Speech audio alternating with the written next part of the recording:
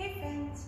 One of the things I've been working on in preparation for my 12 Principal Elements class, exploring the Hauptstufe, is just revisiting the Vierlegger and how those four guards work.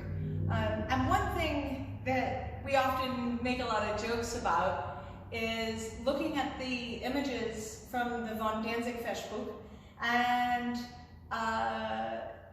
basically being like, I mean, whatever, that guy in Pflug is dislocating his shoulder, right? His left shoulder in that case. And, you know, I've been thinking a lot about it, and I think that it might be useful to consider those figures that they aren't actually supposed to be facing each other. Rather, they're placed next to each other simply for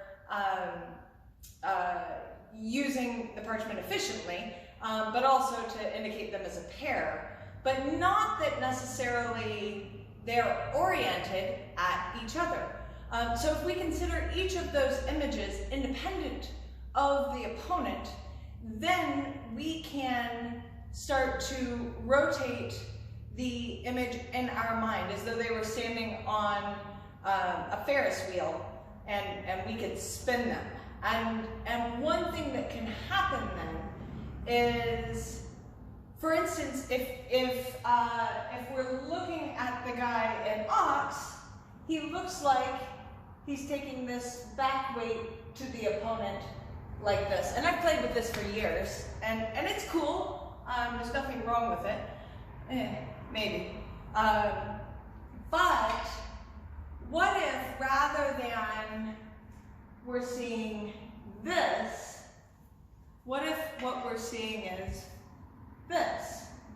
This is actually a lot more useful. And if you in the camera is my opponent, this is what it would look like, but maybe the drawing is here. So it looks like I'm coming back when we glance at the drawing because of our perspective, but rather, if they were in von Pflug and did that shift, they would be here. So that left leg is still forward, right? But that right is coming out and the weight is here, and then you can shoot quite strongly off of that position. And that also makes for some interesting consideration for using Plow in this case against that ox. That becomes definitely an interesting proposition. Certainly as opposed to other formations of the ox. Likewise, Pflug, right? So the guy in Pflug, if he's oriented at the camera, maybe is here, right? And a lot of people take versions of this, who cares? But that my body, my intention, my thoughts, my legs, everything is at you. This is Pflug, right?